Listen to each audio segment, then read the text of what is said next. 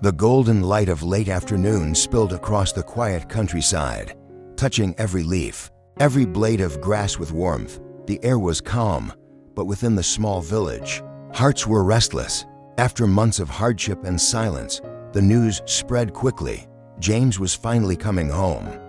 His mother stood at the front gate, her trembling hands clutching the faded scarf she had worn upon for him years ago. Each day she had waited, praying that her son would return safely, not as the powerful CEO people spoke about, but as the boy who once laughed in the fields, who helped her gather vegetables under the sun. Inside the house, his father sat by the wooden table, pretending to read the newspaper. Though his eyes never moved across the page, he had always been a man of few words, but even his heart ached with the weight of waiting. "He's been through enough," he murmured softly. "This time, I just want him to be happy." Outside, the sound of a car approaching stirred the air. The old dog barked first, followed by the sound of hurried footsteps. The gate creaked open, and there he was. James stepped out, thinner than before, his face tired yet peaceful. His mother gasped, covering her mouth as tears welled up. "My son," she whispered, before running forward and pulling him into her arms. For a long moment, no one spoke. The scent of home, of warm earth, of freshly cooked rice, of jasmine in bloom, surrounded him. James closed his eyes, letting the world slow down. After all the chaos, the betrayal, and the endless nights of pain, he was finally where he belonged. Not in the office, not in the city, but here, in the embrace of his family, where love had waited for him all along. That evening, the house came alive again. The soft glow of the oil lamps filled every corner, and laughter, something long missing, returned to the table. James's mother busied herself in the kitchen, her hands moving quickly as she prepared his favorite dishes: caramelized fish, fragrant rice, and a bowl of soup filled with herbs from their own garden. James sat beside his father, who poured him a cup of tea. "You look thinner," his father said, his tone gruff but his eyes gentle. James smiled faintly. "Work took more from me than I expected, but I'm home now. That's all that matters." His mother placed a bowl in front of him, her eyes shining. "Eat, son, you need strength again." For a moment, James didn't speak. He looked around, the old photographs on the wall, the scent of lemongrass drifting from the kitchen, the faint hum of the night insects outside, and felt something he hadn't in years: peace. The noise of the city, the meetings, the headlines, all of it felt so far away now. When dinner was over, his mother reached across the table, her voice trembling with emotion. "We were so afraid. Every day, we prayed that you would return safely. God must have listened." James reached for her hand, his voice low but certain. "I'm sorry I worried you, Mom. But everything I've been through, it made me realize what truly matters. Not power, not money, it's this family home." His father nodded quietly, his eyes glistening though he tried to hide it. Outside, the moon hung full and calm above the trees. The long months of pain and distance seemed to fade beneath its light. For the first time, in what felt like forever, James laughed, not as a CEO, not as a man burdened by responsibility, but as a son who had finally come home. The next morning, sunlight spilled gently across the fields, lighting up the dewdrops that clung to each blade of grass. The air was fresh, carrying the scent of earth after rain. James woke early, feeling the quiet rhythm of home, the rooster's crow, the sound of his mother sweeping the yard, the distant chatter of neighbors. But even amid that peace, there was one person he couldn't stop thinking about: Tu Diep.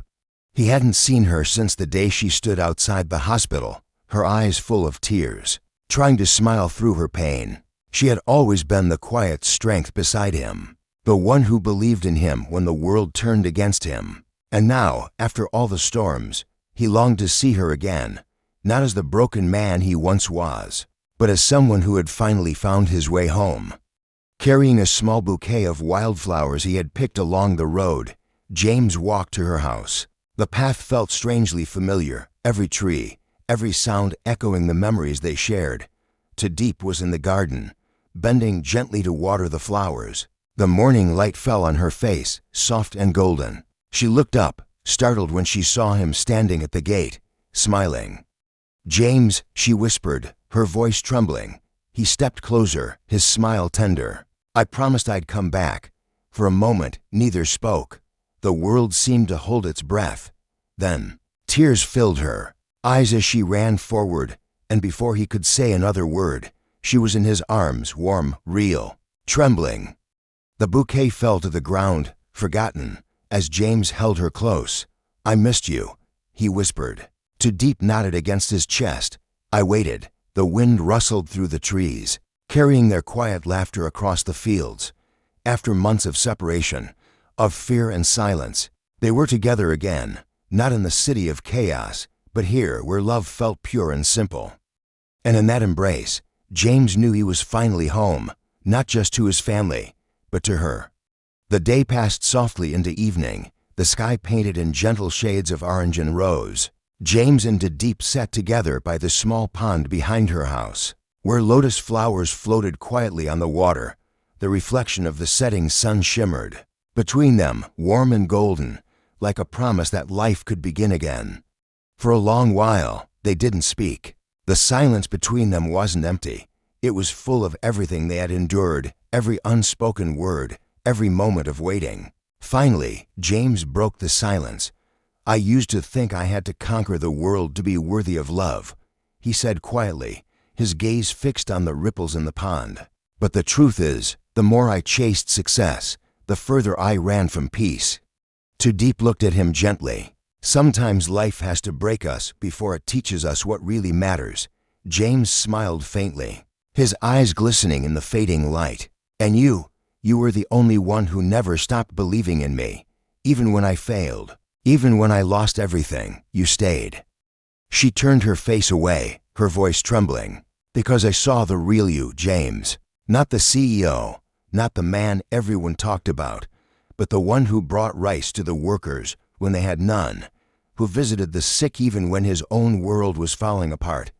James reached for her hand, warm and delicate in his. "You gave me back my reason to live," he said softly. "Now, I just want to spend the rest of my life protecting that light in you." Tu Diep's eyes filled with tears. She had dreamed of this moment. Not grand promises or glittering gifts, but quiet words spoken from the heart. "Then promise me," she whispered, "that no matter what happens, you'll never lose yourself again." "I promise," James said, his voice steady. "This time, I'll live not for power, but for love, for family, for you." As the stars began to appear, the sound of crickets filled the air. The gentle wind carried the scent of jasmine from the nearby fence, wrapping them in its calm sweetness. Later, James walked her home and stood by the gate, reluctant to leave. Tu Diep smiled softly, her fingers brushing his sleeve. "Your parents must be waiting," she said. "They are," he nodded. "But I wanted you to be the first person I saw, and the last person I say good night to." She blushed lightly, her eyes lowering. "Then go," she said. "Tomorrow will be a new day." James hesitated, then leaned forward and pressed a gentle kiss to her forehead. A promise, a beginning, a thank you all in one. When he finally returned home, his mother was waiting in the doorway, smiling knowingly. "You saw her," she said simply. James nodded, unable to hide the softness in his eyes. "Yes, Mom, I saw her." His mother reached out, placing her hand over his heart. "Then you've truly come home," she whispered. That night, the house was full again, not just of people, but of peace. Laughter echoed softly through the walls, the scent of tea lingered in the air, and outside, the moon watched over them like an old friend. For the first time in a long time, James felt whole. His family was safe, his love was near, and his heart, once scarred by ambition and loss, had finally found its way back to where it belonged. In the quiet of that night, James looked toward the stars and smiled. Life had tested him, broken him, and remade him, but it had also led him here, to love, to home, and to the simple, sacred truth that happiness isn't found in what we build, but in the hearts we return to. Life has a strange way of teaching us what truly matters. Through James's journey, from success to loss, from ambition to humility, we see that happiness is not built on wealth, power, or fame, but on love, compassion, and the people who stand by us when the world turns its back. James once believed that being strong meant conquering everything, owning companies, controlling markets, and never showing weakness. But when everything fell apart, it wasn't his success that saved him. It was the quiet strength of Tu Diep's love and the warmth of his family. In his darkest moments, he realized that true strength lies not in pride, but in kindness, forgiveness, and the courage to start again. Tu Diep's gentle heart reminds us that love is not about perfection or grandeur. It is about patience, staying when it's hard, believing when others give up, and healing with small, everyday acts of care. Her presence became the light that guided James back from despair, showing that sometimes love's greatest power is simply being there. The reunion with his parents taught James that coming home is not only a return to a place, but a return to oneself, to the person we were before the world made us chase too much. Family is where understanding begins, where forgiveness is endless, and where we can finally breathe without pretending to be someone else. From their story, we learn that every fall in life is not the end but a lesson, a reminder to slow down, to listen, and to cherish those who love us quietly. Success means little without people to share it with, and love, simple, enduring love, is the only thing that truly survives time, loss, and distance. In the end, James's journey shows us that the greatest victory is not winning against the world, but finding peace within it, in the arms of those who never stopped believing in us. As time passed, James often looked back on that day, the moment he returned home and saw tears of joy in his mother's eyes, the warmth of his father's silent embrace, and the smile of Tu Diep waiting for him by the garden. That memory became a compass for the rest of his life, reminding him that no matter how far he went, his heart would always belong here, where love was pure and unconditional. He learned that success means nothing if it costs you the people who love you. The applause of the world fades, but the voice of a mother calling your name, the hand of someone who wipes your tears, and the laughter of family, those are the treasures that never lose value.